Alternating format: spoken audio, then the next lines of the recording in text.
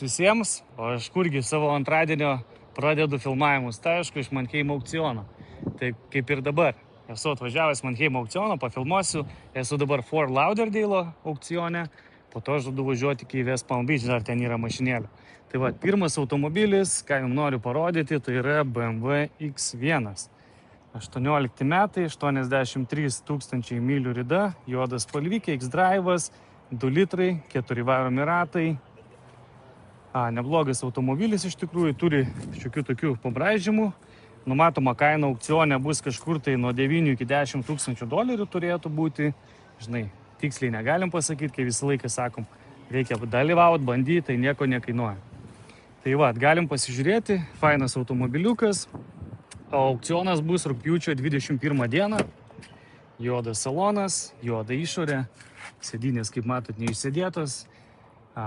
Ryda tikrai nebloga, atrodo viskas neblogai, vairas irgi nenutrintas labai stipriai. Toliau pasižiūrim viduj, pasižiūrim, kaip jinai užsiveda ir ką mums rodo.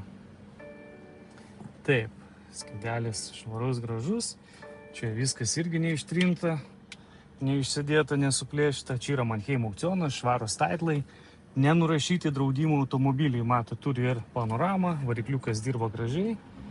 Šildomos sėdynės, tikrai matosi tvarkingas ir sakyčiau visai gera kaina, žinokit.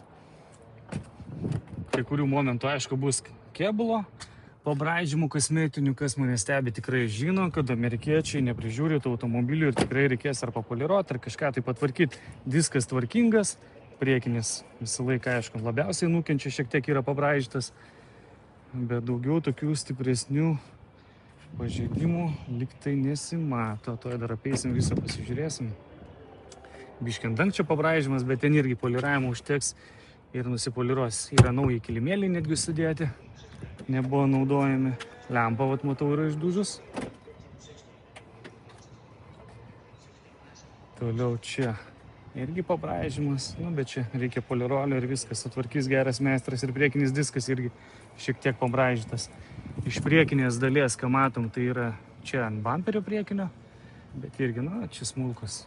Smulkus pabraižymai ant kapoto ir čia ant bamperio toj pusėj. Priekis, ką rodo, keleivio pusė, šiek tiek apsitrynė čia, ir kitoj pusėj, vat, rankena yra, ta rankena irgi pakeistai čia, keli eurai kainuos. Ta va. Jeigu kam įdomu, duokit žinot, rugpjūčio 21 bus aukcionas ir galėsim sudalyvauti.